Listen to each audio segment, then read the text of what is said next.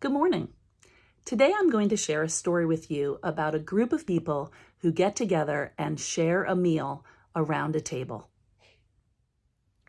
The story is called Stone Soup, and this version is retold and illustrated by John J. Muth.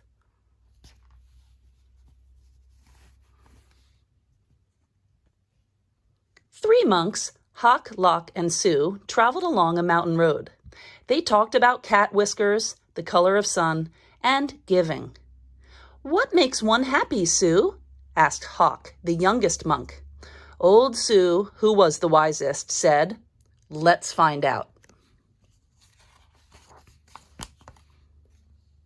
The sound of a bell brought their gaze to the rooftops of a village below. They could not see from so high above that the village had been through many hard times. Famine, floods, and war had made the villagers weary and untrusting of strangers. They had even become suspicious of their neighbors.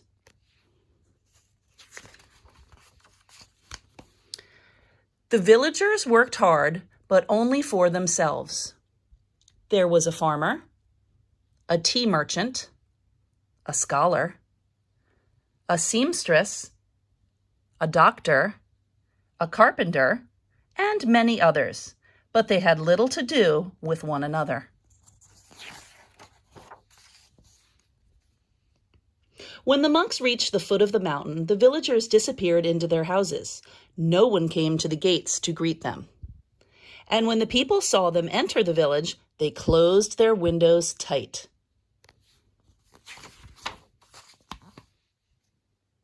The monks knocked on the door of the first house. There was no answer. Then the house went dark. They knocked on the second door, and the same thing happened. It happened again and again, from one house to the next. "These people do not know happiness," they all agreed. "But today," said Sue, his face bright as the moon, "we will show them how to make stone soup."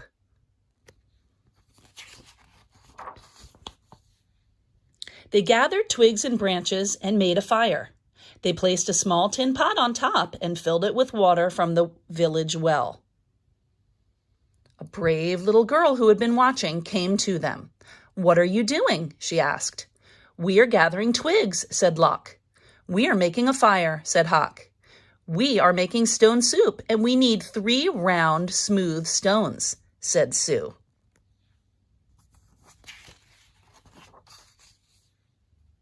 The little girl helped the monks look around the courtyard until they found just the right ones.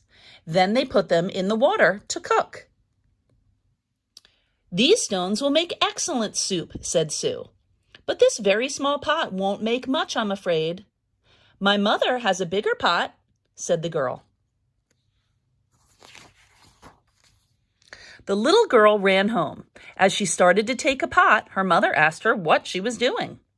"The 3 strangers are making soup from stones," she said. "They need our biggest pot." Said the girl's mother. "Stones are easy to come by. I'd like to learn how to do that." The monks poked the coals. As smoke drifted up, the neighbors peered out from their windows. The fire in the large pot in the middle of the village was a true curiosity. One by one, the people of the village came out to see just what this stone soup was. "Of course, old-style stone soup should be well seasoned with salt and pepper," said Hock.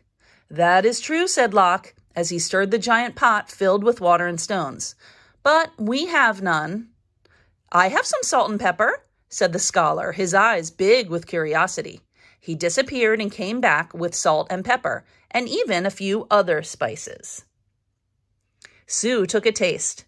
"The last time we had soup stones of this size and color, carrots made the broth very sweet." "Carrots," said a woman from the back. "I may have a few carrots, but just a few." And off she ran.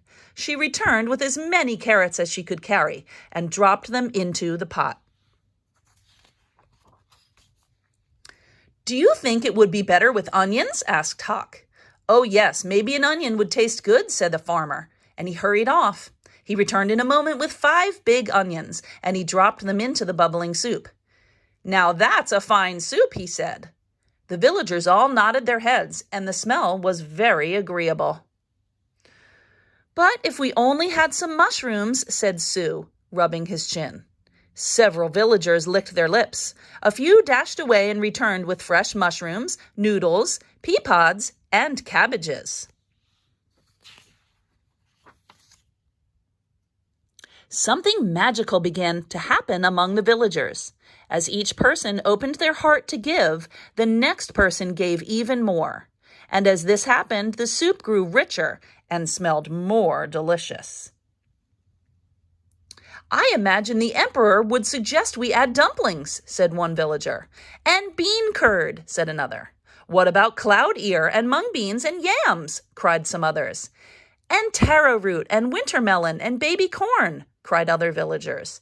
"Garlic, ginger root, soy sauce, lily buds." I have some," people cried out, and off they ran, returning with all they could carry. The monks stirred, and the pot bubbled. How good it smelled! How good it would taste! How giving the villagers had become!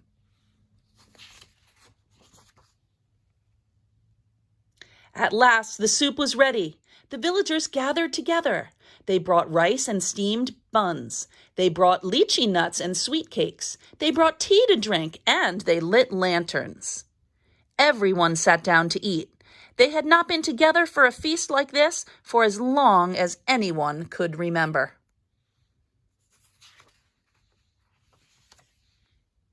After the banquet, they told stories, sang songs, and celebrated long into the night. Then they unlocked their doors and took the monks into their homes and gave them very comfortable places to sleep.